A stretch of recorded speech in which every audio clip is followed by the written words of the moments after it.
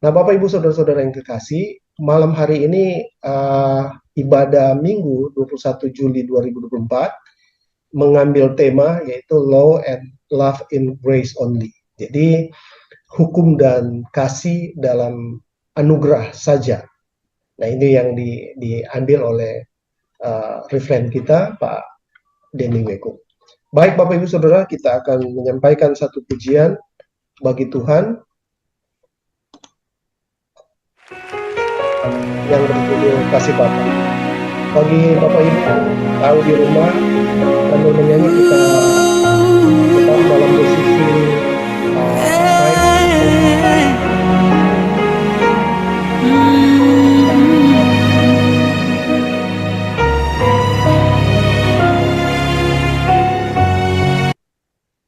Terus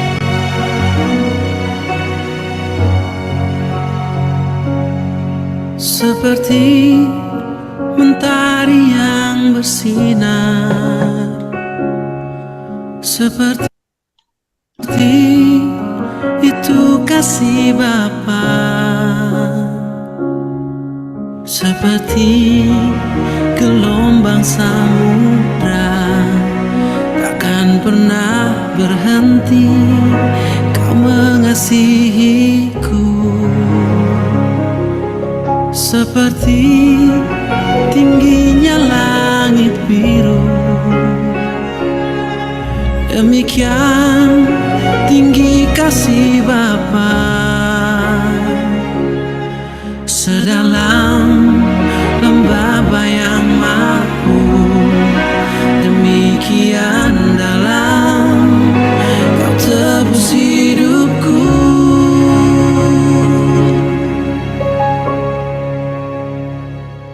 Kasih-Mu lebih dari mentari yang tak pernah berhenti, memancarkan sinarnya. Cinta-Mu lebih dari samudra, tenggelamku di dalam kesetiaan-Mu Tuhan. Terima kasih atas cinta-Mu.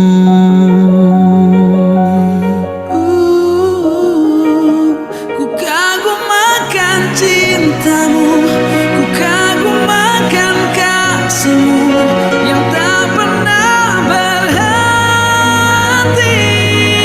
Wow, wow, wow. Kasih-Mu lebih dari mentari yang tak pernah berhenti, memancarkan sinarnya. Cinta-Mu lebih dari samudra, tenggelamku di dalam kesetiaan-Mu Tuhan. Terima kasih atas cinta-Mu.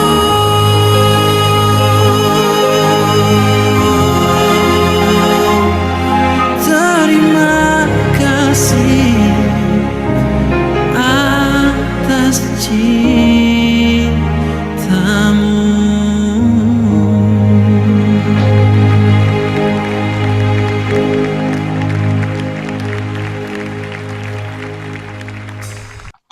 Baik Bapak Ibu Saudara, kita mulai dengan doa. Saya ajak kita sama-sama berdoa. Mari kita berdoa.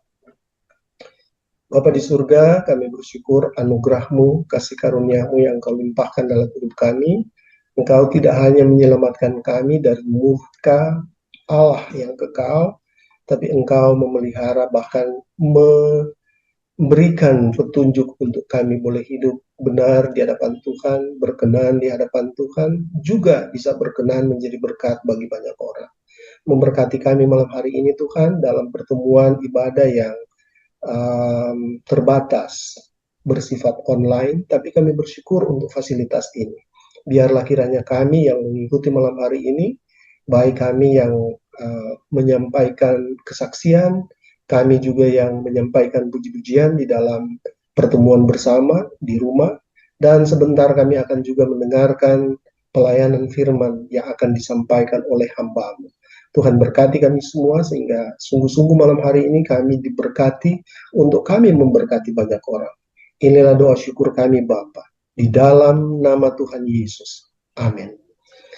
Baik Bapak Ibu Saudara, kita akan mendengarkan satu kesaksian yang kalau saya lihat di sini Pak Yafet, Penatua Yafet Makawangkel belum ada, dan kemudian ini ada Pendeta Harold Sigar, ya.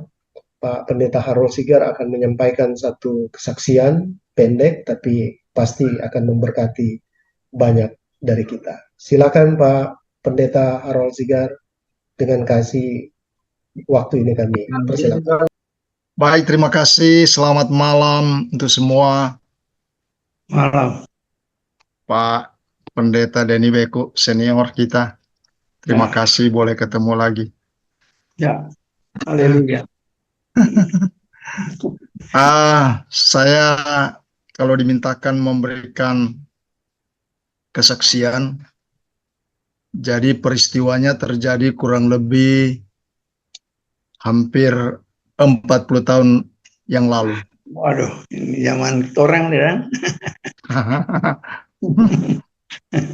Saya dilahirkan dalam keluarga Kristen, tetapi sebenarnya masa remaja maupun masa saya menanjak pemuda itu sebenarnya jauh dari Tuhan.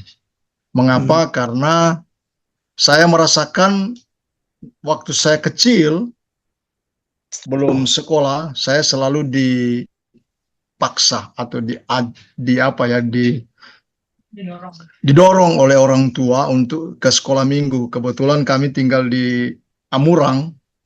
Nah, gereja Gemim waktu itu, ya lumayan lah, saya harus jalan kaki dari rumah saya untuk bisa tiba di gereja Gemim di Amurang, letter A. Kalau saudara-saudara tahu tuh letter A, Amurang, saya tinggal di tepi pantai. Kebetulan orang tua saya kerja di Bea Cukai. Nah, saya ingat itu. Tapi semenjak saya mulai remaja, kemudian dewasa, saya tinggal di Kleak dan saya tidak pernah terlibat dengan kegiatan gereja. Nah, suatu hari itu tahun 1900, ini kalau orang tua bicara selalu 1900 ya, 976 itu bulan Desember. Saya lupa tanggalnya. 1976 bulan Desember, saya pulang dari biasa berkunjung ke teman dekat, ya. Dan di tengah jalan saya dicegat oleh tetangga saya. Dia juga baru pulang dari mengikuti pelatihan. Itu ada 4 hukum rohani. Kalau dari Campus Crusade, kalau saudara mungkin masih ingat, ada saudara-saudara yang tahu Campus Crusade for Christ, pelayanan mahasiswa itu. Nah, dia baru saja pulang mengikuti pelatihan 4 hukum rohani pada waktu itu. Dan dia cegat saya di jalan, dan dia terjadi dialog dengan saya, dan saya tidak lupa pertanyaannya waktu itu adalah, kalau kamu mati, kamu kemana? Nah, itu pertanyaannya. Ya, saya bilang saya kubur lah, kemana lagi, kan nggak tahu soal yang macam-macam ya. Nah, kebetulan saya waktu itu merokok ya, sementara merokok, dan dia mulai berkata bahwa kalau di balik dunia ini ada 2 tempat yang tersedia, surga dan neraka. Nah, surga dan neraka ini, dia bilang kalau kamu pergi ke neraka, coba saya pinjam kamu punya rokok. Dia bilang, dia bilang buat apa? Coba kamu punya tangan taruh, saya mau tusuk dengan rokok ini. Nah, biasa anak-anak muda kan, biar baku seru marda paliar pa serius toh.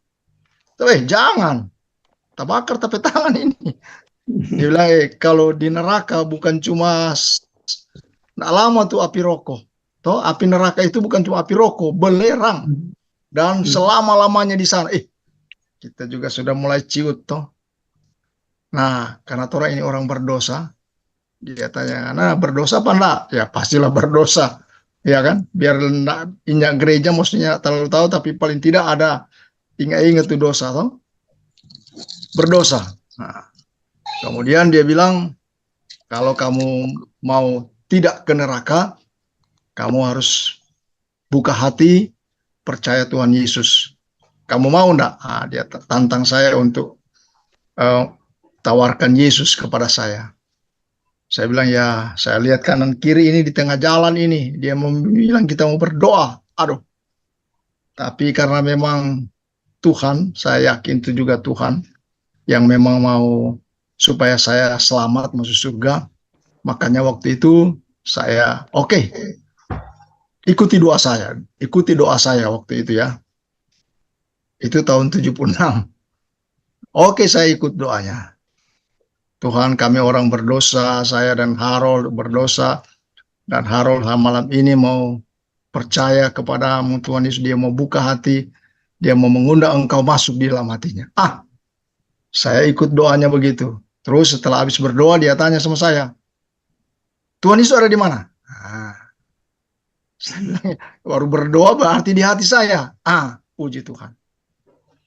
Nah, sudah yang terjadi pada saya ketika doa itu, ada sesuatu yang yang berubah di dalam perasaan saya. Perasaan waktu itu ya. Saya senang sekali. Dan ketika kami pulang, sama-sama pulang, ada ya seperti bagaimana ya, berjalan tapi senang. Ya. Dan mulai besoknya saya selalu diajak untuk ikut kebaktian di mana saja ada kebaktian, saya mulai diajak. Kebetulan kakaknya dari bapak yang sekarang dia sudah almarhum ya, sudah almarhum. Nah, kebetulan kakaknya juga sudah lahir baru, sudah ikut pelayanan. Dan sejak itu di mana saja ada pelayanan kegiatan rohani saya ikut. Dan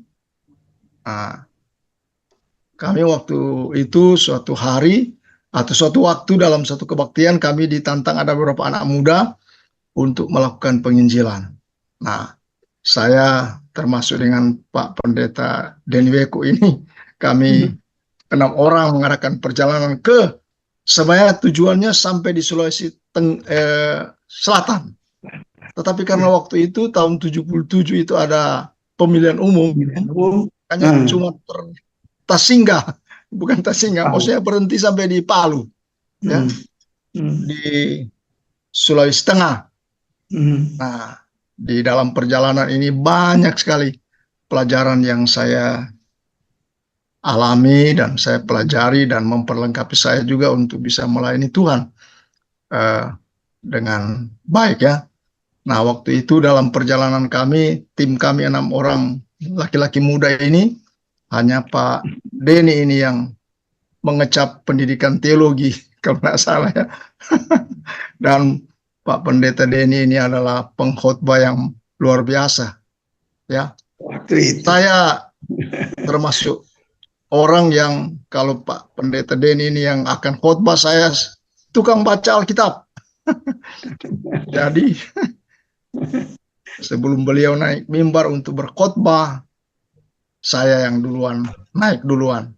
Dan itu sangat membekas dalam hidup saya, dalam pelayanan saya ke depan sudah itu ya. Nah, yang menarik juga kami doktrinnya masih doktrin ya begitulah, tidak terlalu dalam, tapi kami semangat untuk memberitakan Injil, bahwa memang di luar Yesus tidak ada keselamatan. Ya. Itu yang selalu kami kedepankan. Dan pelajaran yang sangat berharga. Jadi seperti yang saya bilang tadi, Pak Denny ini pengkhotbah dalam tim kami. Itu di hari terakhir ketika kami akan ke Palu, itu saya lupa di daerah mana itu, ternyata kami 6 orang itu semua dapat pada hari Minggu itu dapat Apa? gereja, dapat mimbar. Dan saya pertama kali berkhotbah di mimbar gereja. Saya kebetulan dapat gereja yang agak kecil, ya. Tapi ya biasalah waktu pertama-pertama kan orang bilang lutut itu gemetaran, suara juga gemetaran. Padahal saya sudah selalu jadi pembaca Alkitab. Tapi ketika saya berkhotbah waktu itu benar-benar, aduh, bagaimana ya? Seperti ada gempa bumi, tapi jalan juga. Nah, saya tidak tahu teman-teman yang lain. Ya, namanya kan belum tidak sekolah Alkitab, ya kan cuman ikut dalam tim kami ini selama perjalanan kami kalau nggak salah 3 bulan ya. Dari Manado kami jalan, kalau ada kendaraan kami tumpangi, kalau enggak jalan kaki, kami melewati daerah sepanjang jalan Pantai Timur, Sulawesi, sampai ke Sulawesi Tengah. Jadi dari Gorontalo terus, Papayato sampai Mautong terus. Nah, sampai di hari terakhir itu kalau nggak salah hari Minggu itu kami dapat bagian 6 orang ini dipisah di gereja di daerah seputaran situ ya. Dan itu kesaksian yang sangat membekas sampai hari ini dalam kehidupan saya untuk pelayanan. Sekarang ini saya melayani di Gereja Alkitab Anugerah. Terima kasih Pak Walda. Sekian sekalian perkenalan. Kasih. Yuk. Baik. Terima kasih Pak Pendeta Haro Sigar, Pastor Teologi yang sudah juga berbagi pengalaman. Yang pasti penyampaian di sini adalah bicara tentang bagaimana kita mengingat peristiwa yang lama, walaupun ada bagian lain Paulus katakan, aku melupakan apa yang ada di belakang ya, tapi tidak berarti bahwa mengingat sesuatu yang di belakang itu adalah sesuatu yang buruk, tidak. Karena apa? Karena itu juga akan menjadi pembelajaran bagi kita bagaimana semangat mula-mula atau kasih mula-mula yang sudah kita bangun, tentunya itu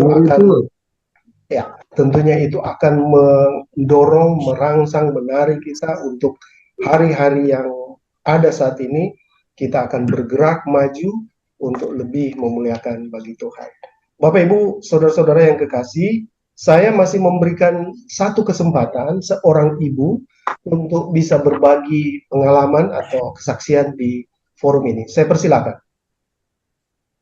Langsung saja mengaktifkan mic-nya dan langsung memperkenalkan diri, dan kemudian saya berikan kesempatan 5-7 menit ke depan. Silakan. Pak Denny Meku, luar biasa Pak Denny. Ya. Saya ingat, maaf saya lagi flu. Saya ingat Pak Denny Meku yang mengantar saya dari Pro 3, mengantar ke rumah itu luar biasa. Saya rasa menangis mengingat waktu itu. Sudah capek, tapi kami diantar dengan oto putih di Pro 3, antar pulang satu persatu, luar biasa. Terima kasih Pak Denny, semangat. Maaf ya, Makasih ya. buka kamera. Lagi flu ya, makasih. Tuhan berkati. Oke, baik. Jadi berarti Dr. Tin hanya menyampaikan kesan ya, menyampaikan kesan. Memang Reverend Denny Meku ini adalah tokoh kita dulu ya, sehingga ketika kita bertemu ini sudah hampir 30 tahunan, kalau Pak Pendeta Haro tadi sampaikan 40 tahun, nah itu memang bagaimana rasanya seperti Paulus bertemu dengan Timotius begitu ya, kurang lebih. Jadi ada kerinduan untuk bertemu dalam bentuk offline. Oke, Bapak Ibu saudara-saudara, saya mengajak kita menyampaikan satu pujian sebelum saya memberi kesempatan terakhir. Saya boleh bersaksi, istri saya. Oh, silakan Ibu Tina Lengkong, silakan. Ini juga baru ketemu nih ya. Silakan Bu. Selamat malam. Selamat malam. Puji Tuhan karena kita bisa bertemu. Dan yang saya mau saksikan yaitu saya dilahirkan kembali dalam suasana Gereja Anugerah. Waktu itu belum gereja, tapi dalam suasana persekutuan Yayasan Injil Anugerah. Nah, yang saya mau saksikan bahwa sebenarnya lingkungan itu, situasi itu menantang seseorang untuk datang pada Tuhan Yesus, terbuka bagi Tuhan Yesus, dan bertumbuh di dalam Dia. Itu yang saya alami di dalam persekutuan anugerah. Nah, sekarang jadi pertanyaan, apakah sampai sekarang suasana itu, lingkungan itu membuat orang-orang tetap bertumbuh? Karena sampai sekarang saya tidak akan lupa akan kalau habitat, katakanlah sebagai lingkungan hidup anak Tuhan yang demikian. Saya harap bahwa sampai sekarang gerakan anugerah itu tetap memelihara untuk kehidupan itu, kehidupan persekutuan itu. Khusus ya. Terima kasih. Tuhan Yesus memberkati. Ya. Luar biasa. Pengalaman yang singkat tetapi begitu memberikan motivasi. Ibu Tina mengingatkan kita bahwa entahkah kita dari kaum denominasi manapun, tapi yang pasti kita adalah anggota tubuh Kristus, dan Kristus sebagai kepala yang akan menggerakkan anggota tubuhnya di dalam peran kita masing-masing, sehingga kita boleh bersinergi di dalam pelayanan untuk menghasilkan kemuliaan tentunya, dan kita bisa memuliakan Tuhan. Saya pikir itu sangat singkat tetapi sangat-sangat memberkati bagi kita malam hari. Itu di dalam hidup kita ini pasti ada naik turun ya, sebagai manusia. Tapi yang pasti bahwa kita tidak sendiri. Ada Tuhan Yesus serta kita. Kalau siapa yang memahami atau mengerti lagu ini, kita menerangi langkahku.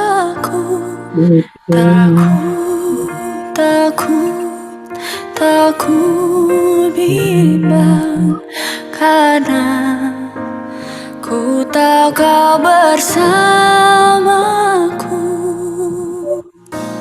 Kau lebih tahu yang terbaik bagiku. Kau lebih sanggup pulihkan hidupku. Ku berserah, ku percaya hanya Yesus penolong yang setia.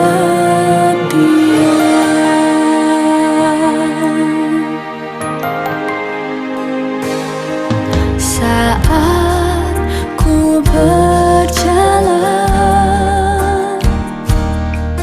kasih-Mu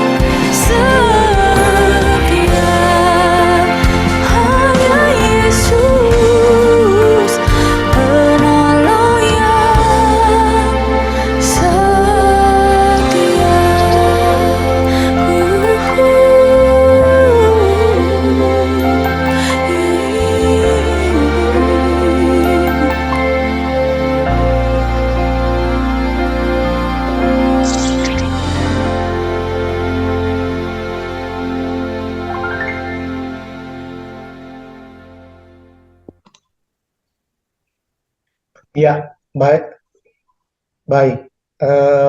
Saudara-saudara, kalau sudah tidak ada lagi yang akan bersaksi atau berbagi pengalaman, maka saatnya kita akan mempersiapkan hati dan pikiran kita yang sebentar kita akan dilayani oleh Reverend Dani Weku, Teologi Master, dan saya mengajak kita untuk menyampaikan satu pujian lagi bagi Tuhan.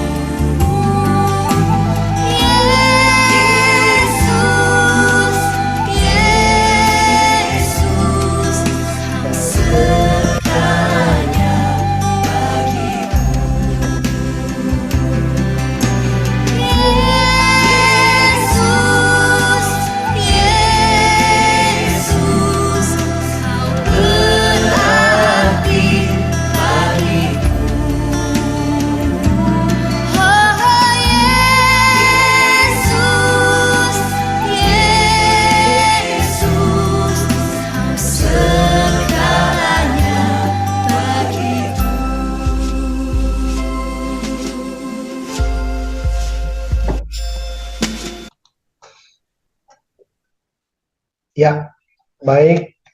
Dengan ini kami mempersilahkan Reverend Dani Weku untuk menyampaikan pelayanan firman.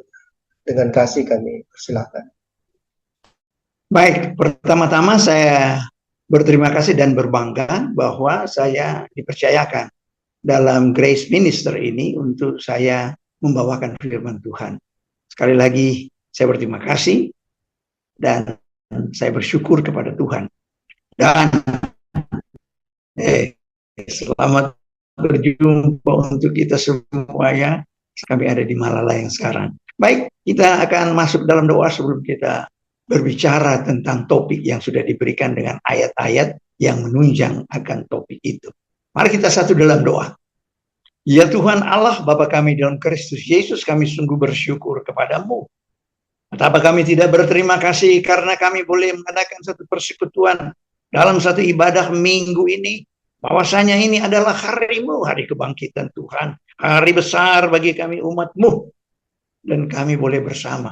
Terutama dalam persekutuan kami ini, dalam Grace Minister ini, kami Tuhan boleh berhimpun untuk pada bagian kami hendak merenungkan firman Allah. Kami mau Tuhan makan lagi daripada firman Allah. Dan oleh karena itu kiranya firman Allah itu berbicara kepada kami.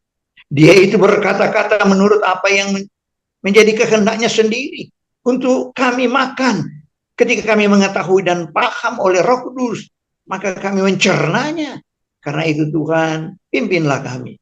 Dan kiranya Roh Allah bekerja kepada masing-masing kami, memberikan apa yang menjadi konsumsi kami masing-masing malam hari ini untuk pertumbuhan iman kami di dalam Yesus Kristus, Tuhan Juru Selamat.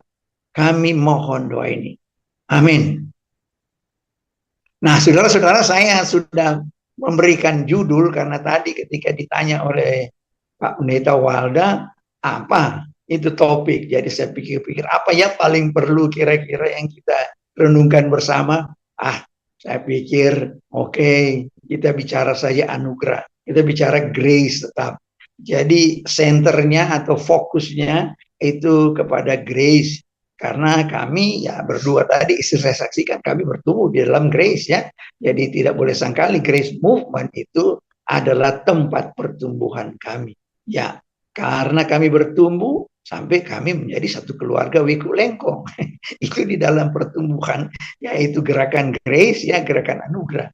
Begitu istri itu. Dia mengangguk. Oke. Nah, saudara-saudara, kalau kita lihat, saya mulai kepada judul atau topik yang saya berikan, bahwa hukum dan kasih di dalam anugerah saja. Saya tambah saja. Karena memang ini dua kata ini dalam gerakan reformasi itu dia tidak boleh dipisahkan. Anugerah saja. Bukan hanya anugerah. Gitu. Kenapa begitu? Nah, saudara-saudara, saya mau mulai dengan itu. Tetapi saya ambil ayat yaitu 1 Petrus 4 ayat 8. Sebenarnya mesti baca 1 Petrus 4 mulai 1 dan seterusnya. Tapi saya ambil saja ayat 8. Kenapa ayat 8? Karena nanti ini ada kaitan dengan kasih dan kaitan dengan hukum dan kaitan dengan anugerah. 3 kata ini nanti kita akan lihat ya, dia dari gado-gado, kemudian kita lihat boleh melihat memisahkan dia dan maknanya satu demi satu. Karena dalam ayat dikatakan begini, tetapi yang terutama, ini dalam 1 Petrus 4 ayatnya 8. Tetapi yang terutama, kasihilah sungguh-sungguh seorang akan yang lain. Sebab kasih menutupi banyak dosa. Kita perhatikan di ayat itu. Kasih menutupi banyak dosa. Ada dulu orang berpikir, oh kalau kita mengasihi, kita berdosa ini akan tertudungi, akan tertutup. Kalau kita banyak melakukan kasih, maka dosa-dosa ini akan tertutup. Saya kira bukan begitu maksudnya, bukan? Ya, karena nanti orang jadi bingung kalau berpikir bahwa dosa kita tertutup karena kita mengasihi, berarti kasih membawa andil untuk keselamatan manusia. Tapi tidak demikian. Kasih manusia tidak berpengaruh terhadap keselamatannya. Dia diselamatkan bukan karena kasih. Dia diselamatkan kasih Allah, tapi bukan karena dia mengasihi. Gitu ya. Ya itu jadi bisa. Karena ayat 1, kalau Anda belajar juga ayat 1, maka di situ juga dikatakan bahwa kalau ada enggak di antara saudara-saudara yang sudah tidak berbuat dosa lagi? Siapa di antara saudara-saudara yang berani angkat tangan bahwa dia tidak berdosa lagi? Ada enggak? Tidak ada. Nah, tidak ada katanya.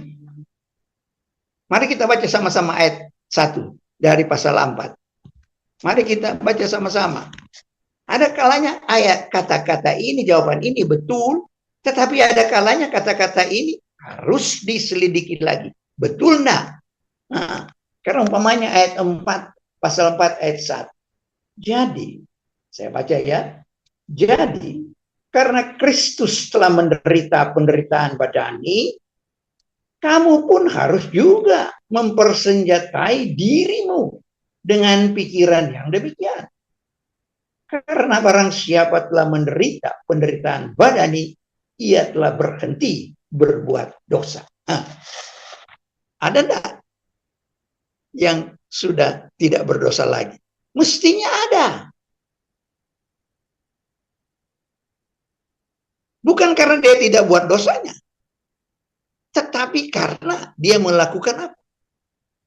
Karena dia melakukan yaitu penderitaan seperti Kristus. Orang yang menderita seperti Kristus, orang yang berhenti berbuat dosa.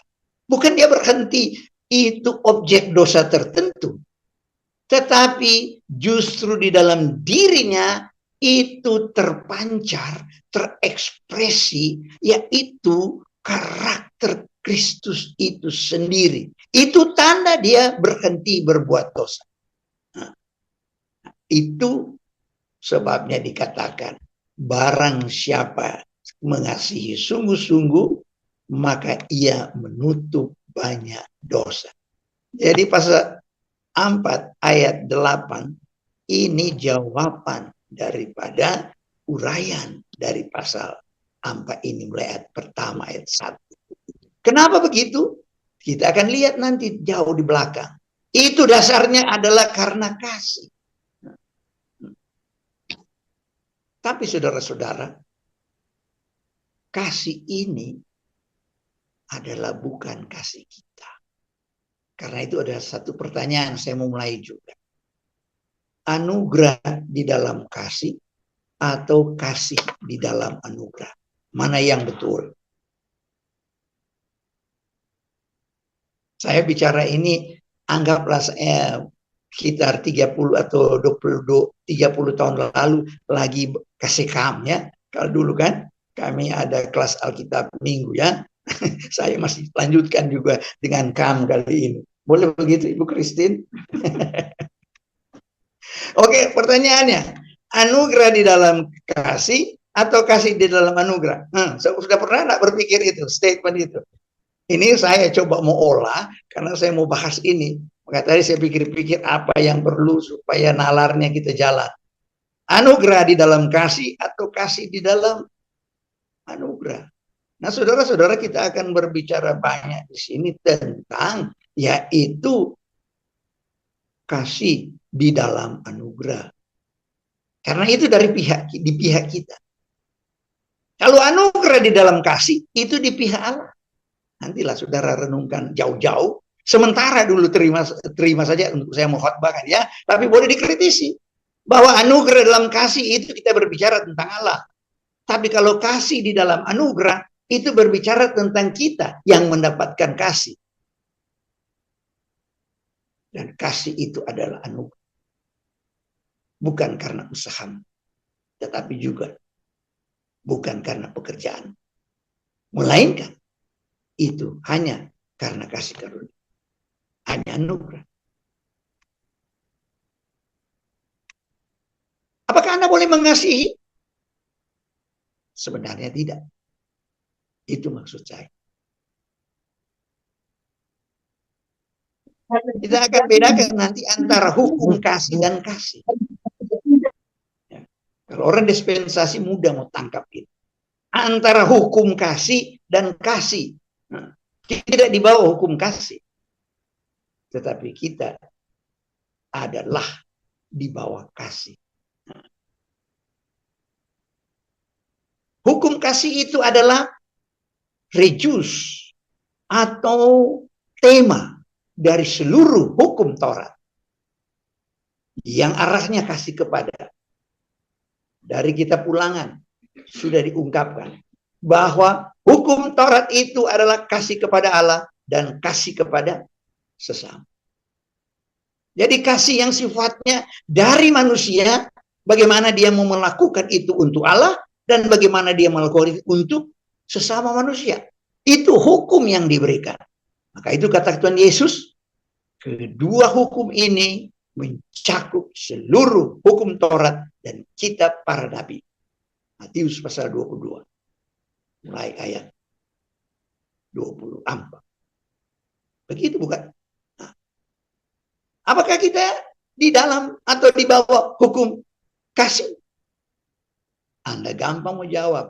Orang di luar anugerah susah mau jawab. Kita tidak di bawah hukum kasih.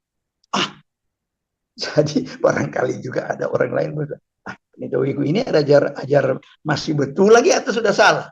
Nah, saudara-saudara, kita akan lihat nanti, yaitu alasan-alasan saya membuat statement seperti ini. Bahwa kita yang hidup dalam Kristus, kita tidak lagi di bawah hukum kasih, tetapi di bawah kasih karunia.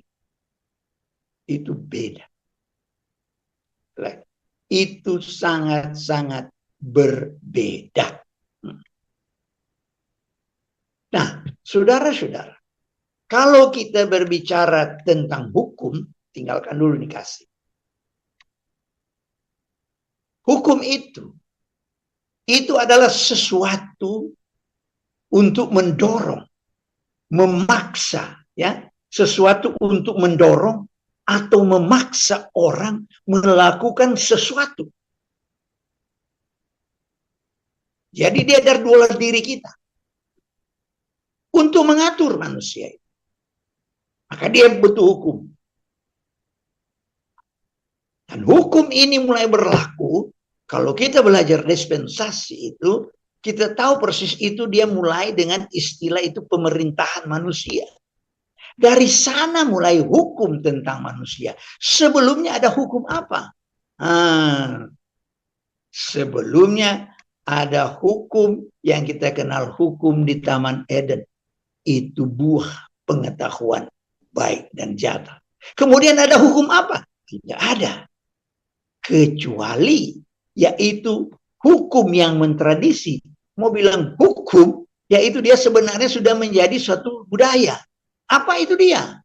Yaitu Allah menghendaki ada korban setiap manusia. Ada yang dikorbankan. Dan korbankan itu adalah binatang. Dan ini yang mentradisi kepada manusia. Katakanlah itu semacam menjadi hukum. Tetapi tidak hukum formal seperti di Taman Eden. Ini tidak boleh ya. Atau kemudian setelah mulainya manusia diberi yaitu mandat untuk memerintah manusia. Diberi kuasa untuk mengatur manusia. Pengaturan itu harus dilengkapi dengan perangkatnya. Itulah perangkat hukum. Seperti itu. Jadi hukumnya mulai dari situ. Siapa yang mau melaksanakan hukum? Mesti ada yang berkuasa. Nah, yang berkuasa itulah yang kita kenal dengan raja pertama di dunia. Ada yang tahu siapa raja pertama di dunia? Raja Nimrod namanya. Dia penguasa pertama di dunia.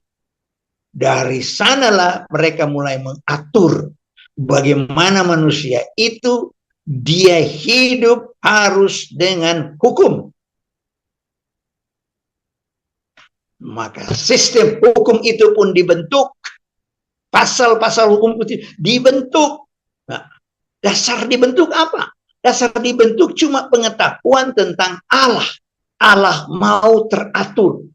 Ketika kamu sebelum di Menara Babel, Allah memberikan keinsyafan kepada kamu. Tetapi kamu itu tidak dapat kalau anugerah tambah dengan keinsyafan lebih banyak melenceng. Saya sudah istilah anugerah. Karena mereka juga menerima anugerah. Nuh mendapat kasih karunia untuk selamat. Henok mendapat kasih karunia. Bahkan orang-orang itu sebelum air bah, mereka semua beribu tahun mendapat kasih karunia. Tanpa hukum. Jadi kalau bilang anugerah, anugerah sudah dari dulu. Itu saya pisahkan. Anugerah dan anugerah saja.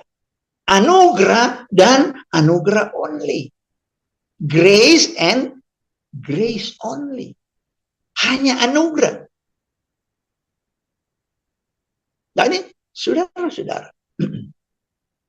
Jadi mereka juga mendapatkan anugerah, tetapi mereka juga diberikan hukum kemudian untuk menambah, yaitu keteraturan manusia. Sekali lagi, untuk menambah keteraturan manusia. Dan itu sebabnya hukum yang paling pertama muncul, itulah hukum di tanah Sinear sana. Tanah Sinear itu kemudian disebut dengan yaitu negeri atau tanah Babylon. Dan dari sanalah hukum itu dikembangkan luar biasa dan diberikan oleh sejarah dunia. Tidak ada hukum yang tertua yang bisa melawan hukum Mesopotamia atau hukum Babel. Yang terkenal raja di zamannya Abraham, Raja Hammurabi, kalau mau belajar sejarah dunia. Pernah dengar Hammurabi? Hukum Hammurabi sampai sekarang masih ada, yaitu ditulis di dalam ada ini apa itu namanya, prasastinya itu ada ya di Mesir.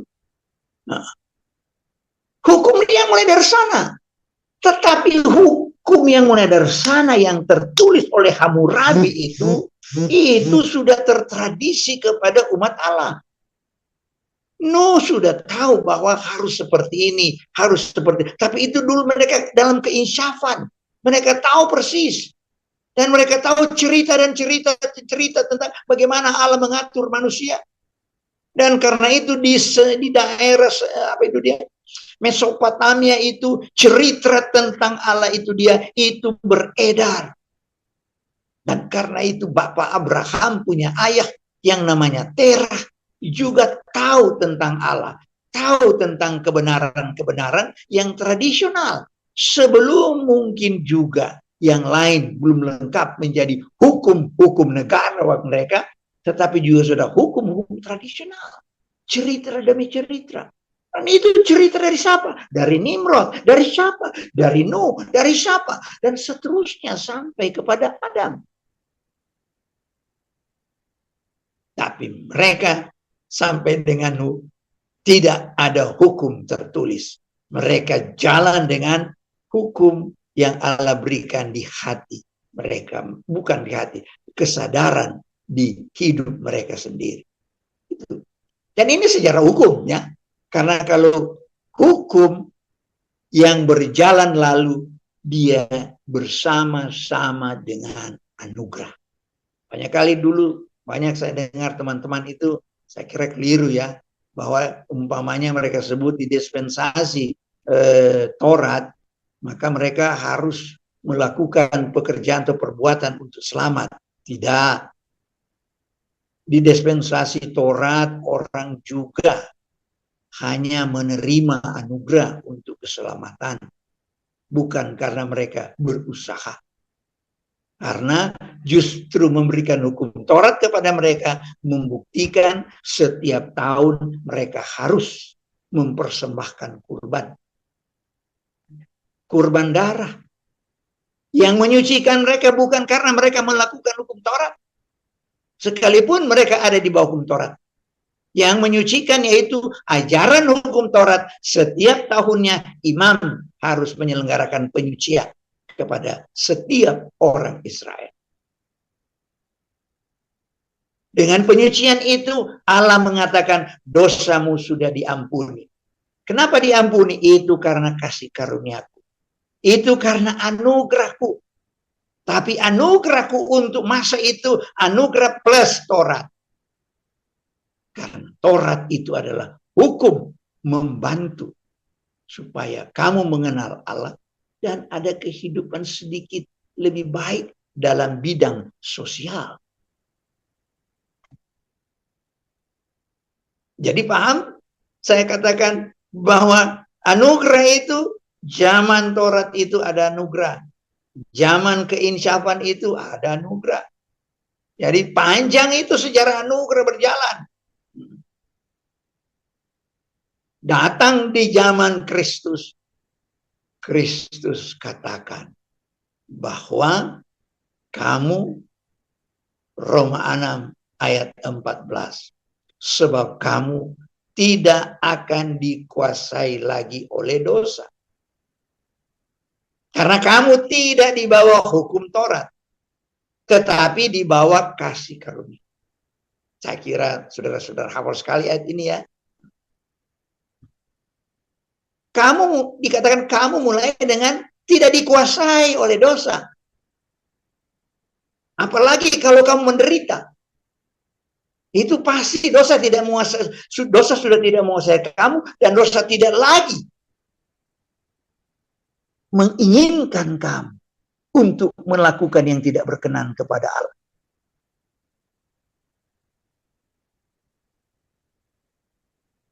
Orang boleh berhenti kita. Kamu tidak berdosa lagi. Betul. Dia tidak berdosa. Kenapa? Karena dia melengkapi kata Kristus. Kamu dapat berbuat karena aku, bukan karena kamu. Roh yang akan membantu kamu, bukan kamu. Bukan kamu yang melakukan. Tapi aku akan mengutus penolongku untuk melakukan. Supaya kamu boleh seperti aku. Sementara disalibkan, saya tidak marah-marah. Malah saya berdoa. Tuhan, kasih yang akan pada orang. Terus nama ngerti. Kenapa udah bikin-bikin ini? Saudara kan tidak bisa buat itu. Nah mungkin. Orang sedang mencelakakan kamu, lalu kamu cuma bilang, oh Tuhan, kenapa sayang kasihan dia? Sulit ini. Kalau di gereja saya sekarang lagi memikirkan bagaimana mengasihi musuh. Bagaimana ketika musuh membuat kejahatan, kita membalas dengan kebaikan. Itu Kristus yang buat.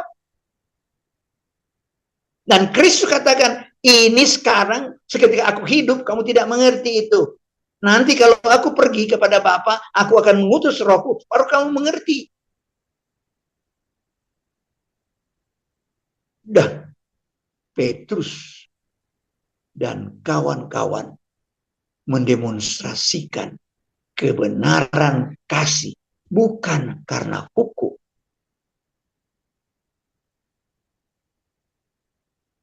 Karena kasih itu, kasih pribadi Yesus, kasih itu Roh Kudus adanya, kasih itu adalah memang substansinya kasih. Dari segala-gala sebutan kasih, dia tinggal di dalam kamu, bukan dalam bentuk hukum.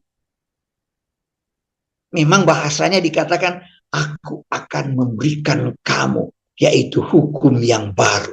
Bukan lagi hukum yang seperti aku berikan ketika kamu keluar dari tanah Mesir. Begitu dikatakan Yeremia 33. Dan kemudian diulangi Rasul Paul, penulis di dalam Ibrani pasalnya yang ke-8. Bahwa darah perjanjian baru ini akan memberikan kamu hukum yang baru. Sebenarnya hukum itu adalah hukum di dalam batinmu, bukan lagi hukum dari luar. Ini yang saya katakan. Kalau sebut hukum, dia dari luar mau pres manusia. Dia dari luar mau tekan manusia. Dia dari luar mau membayungi manusia. Dia dari luar untuk meminta manusia menahan dirinya terhadap tertentu. Tetapi ketika kasih itu dalam bentuk anugerah, dia masuk karena Roh ada di dalam kamu, di dalam kita. Maka kasih itu mengikuti tuannya.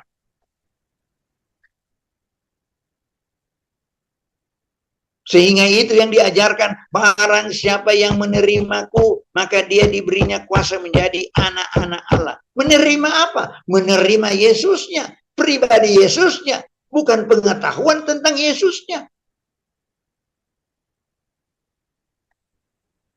Yesusnya yang isi di dalam hidup kita, dalam bentuk Roh Kudus.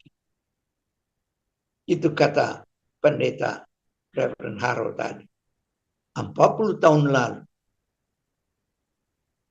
Walaupun dia tidak rajin di sekolah minggu, tidak rajin di gereja, Tapi kemudian waktu itu dia terima Yesus. Maksudnya masukkan Kristus di dalam hatinya, dalam kehidupannya. Dia memiliki Yesus, dia memiliki kasih. Dan kasih itu bukan karena kamu. Kasih itu bukan ada dalam kamu. Kasih itu tidak menjadi hukum untuk kamu. Kasih dalam hukum tidak ada orang dapat berbuat. Anda perhatikan. Ada seorang datang, Tuhan, dalam Injil Lukas pasal berapa? Orang kaya. Ada yang masih ingat cerita itu? Tuhan, saya sudah bikin hukum Taurat. Segala tuntutannya saya sudah buat. Masih apa lagi yang harus saya perbuat supaya saya memperoleh kerajaan Allah? Atau supaya saya juga masuk dalam kerajaan surga? Apalagi Tuhan? Saya sudah buat ini.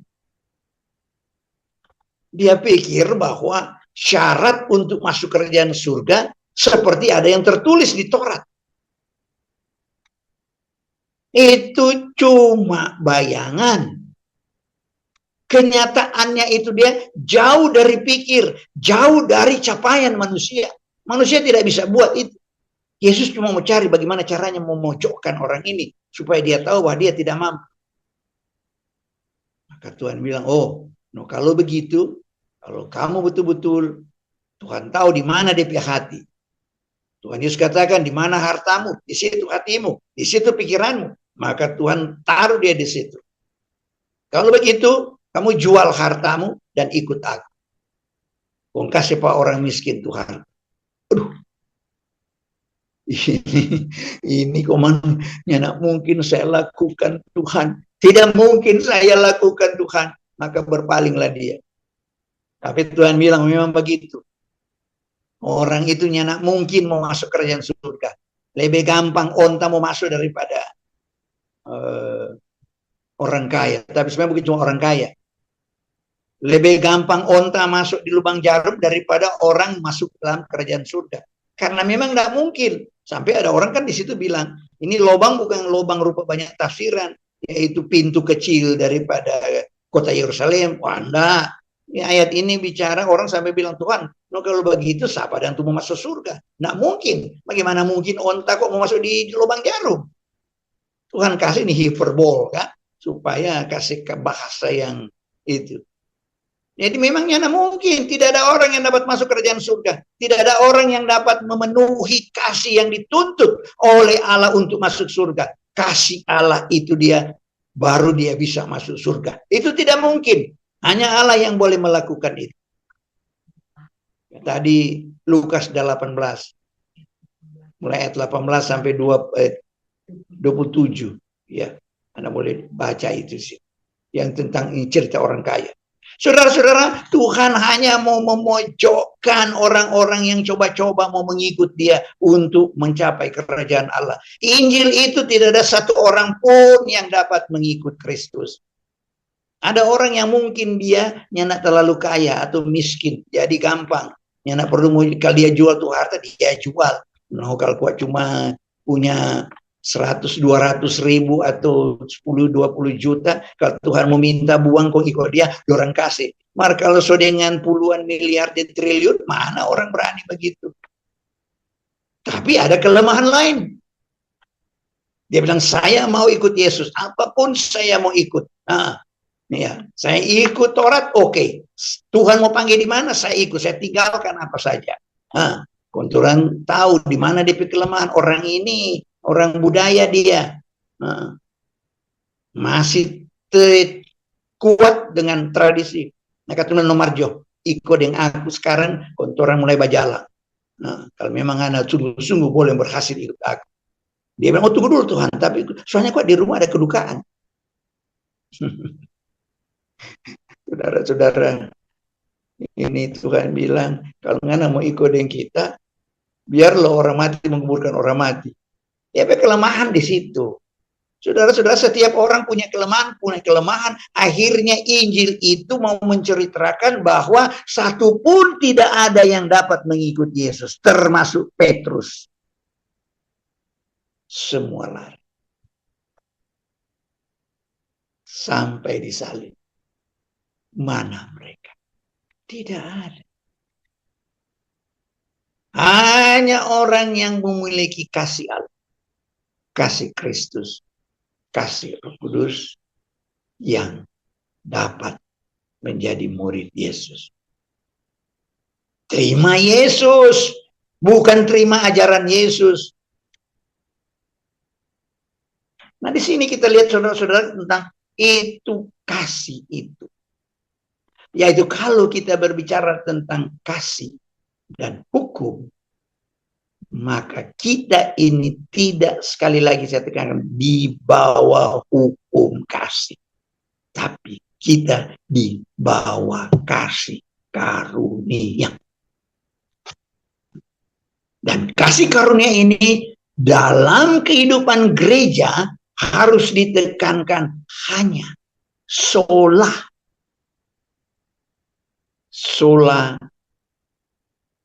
gratia. Bukan hanya gratia atau hanya grace saja.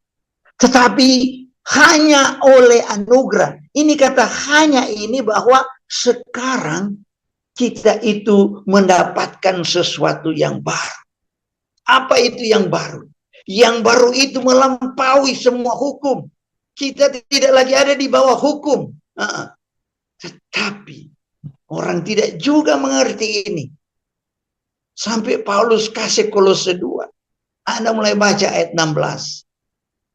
Anda tahu kan? Mulai Kolose 2 itu. Kalau kamu sudah dibawa anugerah, kamu dibawa kasih karunia dan kasih ada di dalam kamu, maka kamu tidak lagi ada di bawah hukum apapun.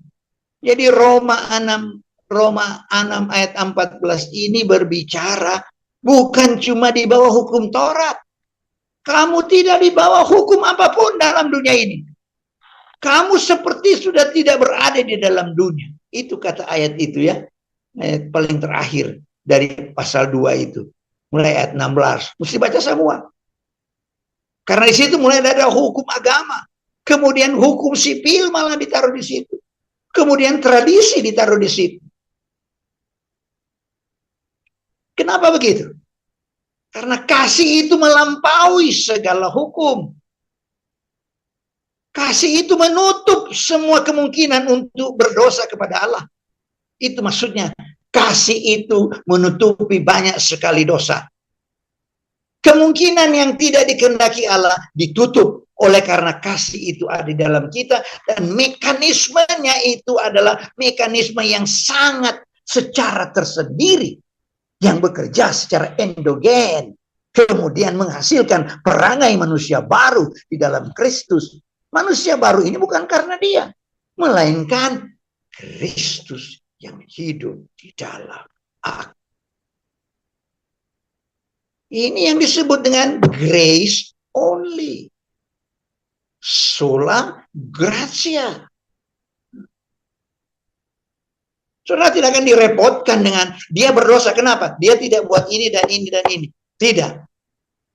Yang paling tepat merumuskan, membuat formulasi daripada kasih dan hukum ini, itulah Agustinus yang pertama kali mengungkapkan kembali tentang pemahaman Paulus apa itu grace hanya oleh anugerah. Agustinus punya statement paling terkenal apa? Ada enggak di antara saudara tahu? Delegi et quod vis fac. Itu bahasa Latin. Apa dia dapat kesimpulan ketika dia belajar dalam tentang anugerah? Kasihilah dan lakukan apa saja yang engkau kehendaki. Itu hukum. Dia tidak bilang hukum, tapi kalau mau bahasa, so itu tuh kehidupan Kristen. Kasih Muncul itu kasih. Kalau kasih itu muncul, nyanda ada, katakan dalam 1 Korintus 13, tidak ada yang dapat mengatakan tentang kasih. Tidak ada dosa di situ. Tidak mungkin. Dan poin yang harus kita ingat dari pelajaran tentang hukum dan kasih dalam anugerah saja ini pada malam hari ini, yang saya sharing dengan saudara-saudara, teman-teman saya, dan termasuk perjuangan kami bersama pada itu tentang anugerah ini adalah grace only. Ingat itu.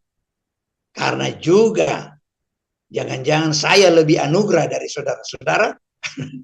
Minta maaf, ini cuma saya berkhotbah juga dengan teman-teman di Jakarta. Mereka kasih saya berkhotbah hari Minggu, saya bilang, hati-hati ya pemahaman grace. Maksud saya pemahaman anugerah ini ialah kalau saudara ada hidup di dalam anugerah, maka saudara-saudara, hukum itu tidak ada lagi. Habislah hukum itu. Kenapa? Karena kasih akan bekerja dengan mekanisme Roh Kudus. Itu luar biasa. Dia akan datang kepada kita. Dan dia akan melakukan apa yang menjadi kehendaknya. Orang lain mati demi Kristus belum tentu, kata 1 Korintus 13. Ada yang mati, dibakar karena apa? Karena pelayanan ini dan pelayanan ini.